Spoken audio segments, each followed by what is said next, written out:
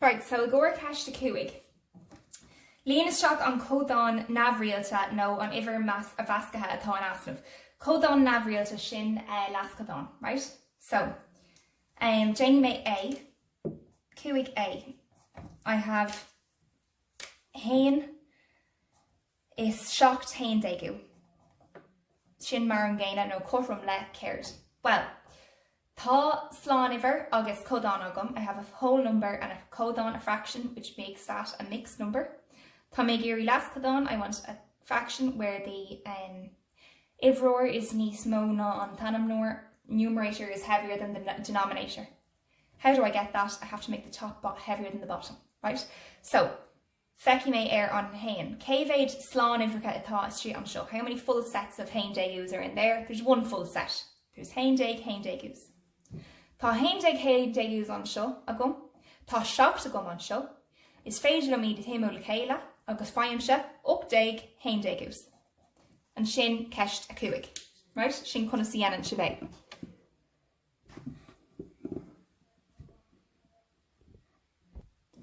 Now, ag fécintear ceist sé.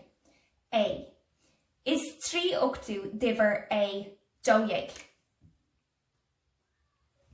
So 3 octú ná dóieg. Cad é an iver umlán. What is the total amount? I am not, níl sé ag chur an ceistarm fai 3 octú de dóieg. They're not telling me or asking me to find 3 octú of dóieg. They are asking me to find the full amount if 3/8 are dóieg. So they want 8/8, which is the full amount.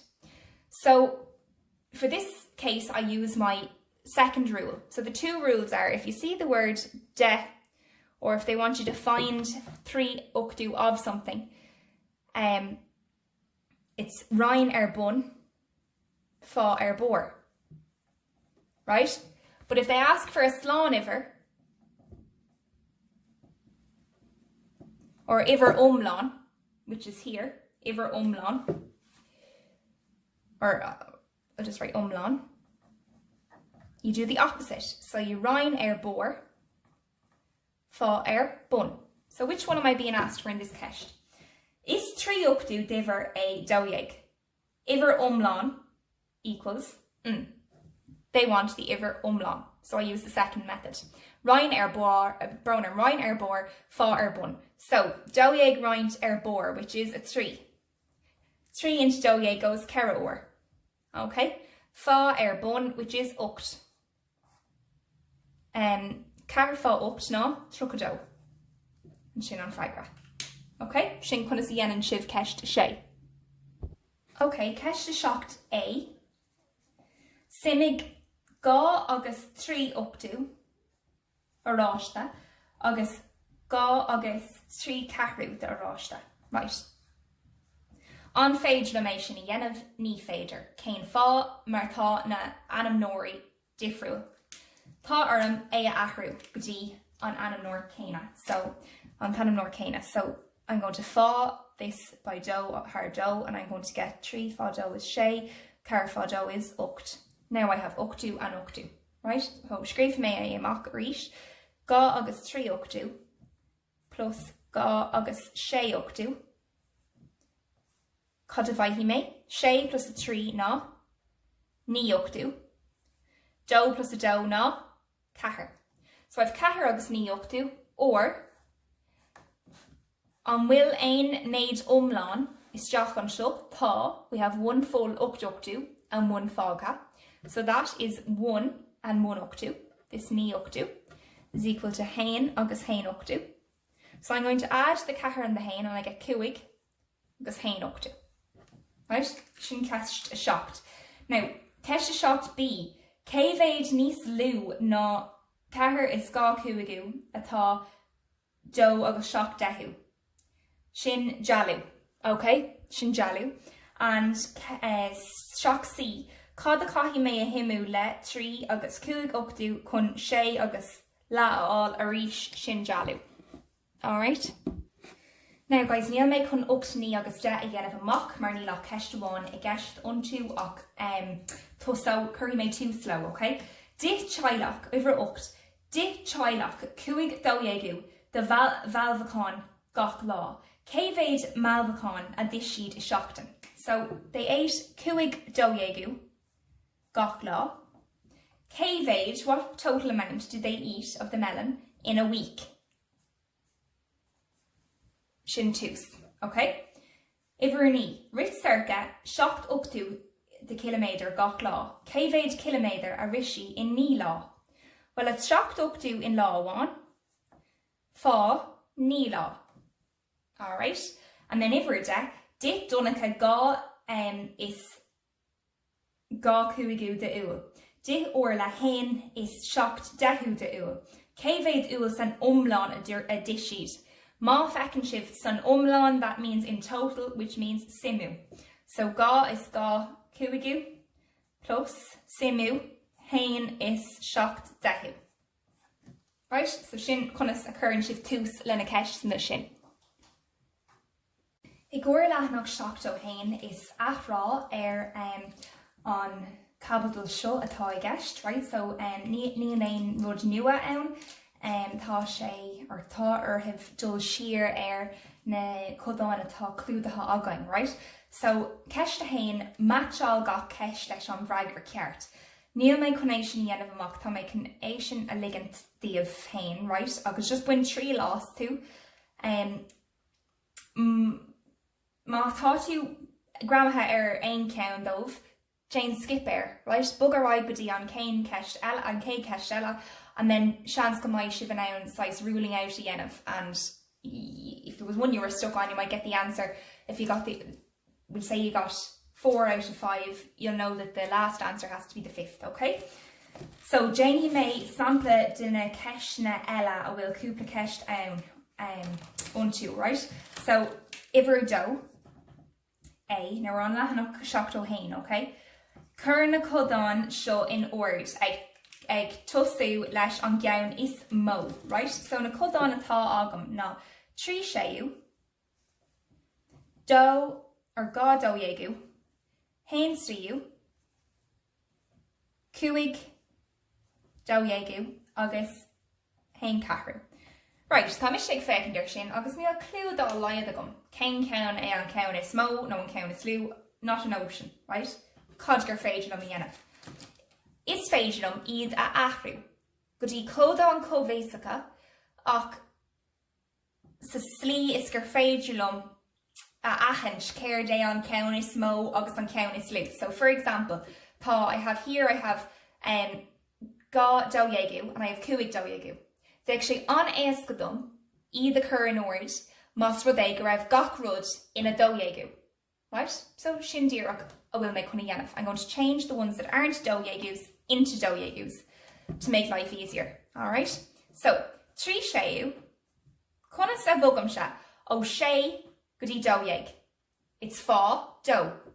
So if I make fá do bun tá orm an rud can céine a dhéanamh ar bór, and I get trí fá do is sé fá do is doiegu.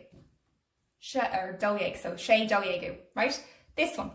Hain striu, conna sa bhogam se go dtí doieg.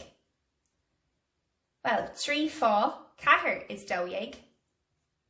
So má tá mé ag fá ar cahar bun tá orm an rud céine a dhéanamh ar bór, cahar fá, hain fá cahar is cahar. So now I have trí séu ná mar an ggéine le sé doiegu, hain striu ná mar an ggéine le cahar doiegu, and hain cahru tá méid irí é sin a ahrú go doieg. So codí go doiegu, so conna sa dhéanam se é sin fá trí. Because trí fá cahar is doieg. Now má tá mé ag fá trí ar bun tá orm é a dhéanamh ar bór, hain fá trí ná trí. Okay? So in nish, tá siad in ord agam, right? So na Codáin nua atá agam tá siad in circle. Now, having said that, nuair atá méid scríomh amach na fagrií, níl méid chun sé doiegu a scríomh amach. Tá méid chun trí séu a scríomh amach ina áit, in the place I would put it, okay?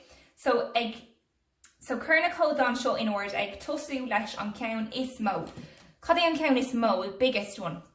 This is equal to sé doiegu. gá dó dhéigiú, ceithre, cúig, trí. So sé is the biggest, isn't it? Okay. So instead of starting with sé dó dhéigiú, tá mise chun trí séú a scríb, because that's what it gave me, our deuce. But I know that that's equal to sé dó dhéigiú. Okay?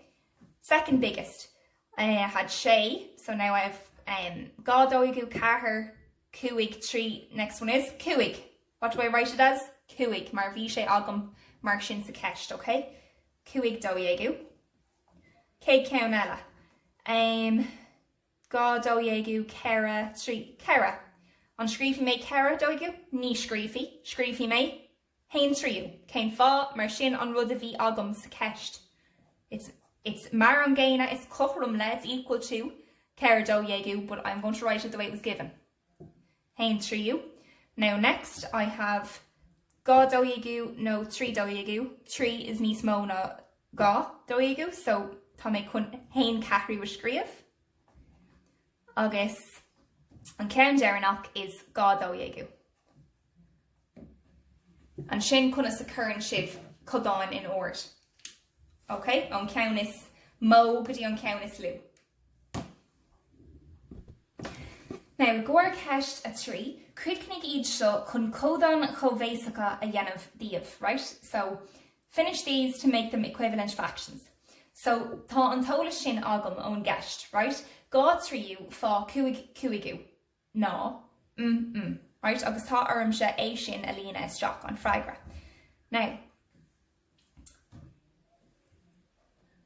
okay, so, an rud a dhéanam se ná, olrú, díreach trasna. So, dó fá cúig ná, de. Trí fá cúig ná, cúig dig. And sin déanta, right?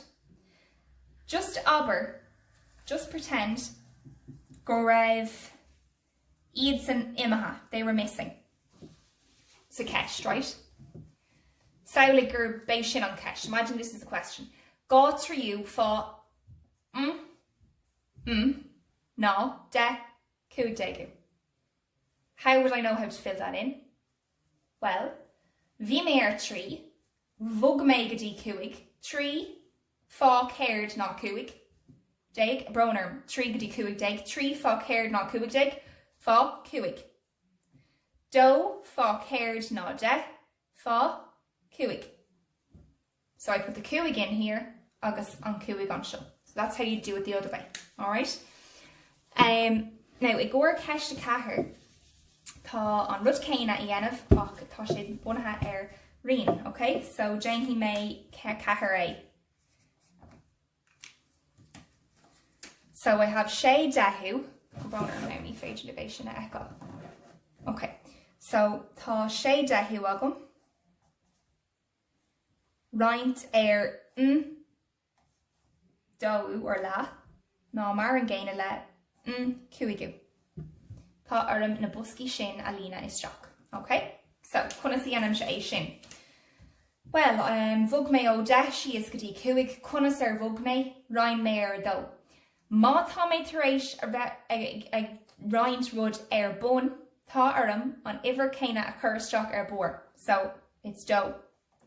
Now, sé roinnt dó ná, trí. Sin chuna sa dhéanam sibh ceist a ceithre. Okay? Ceist a cúig.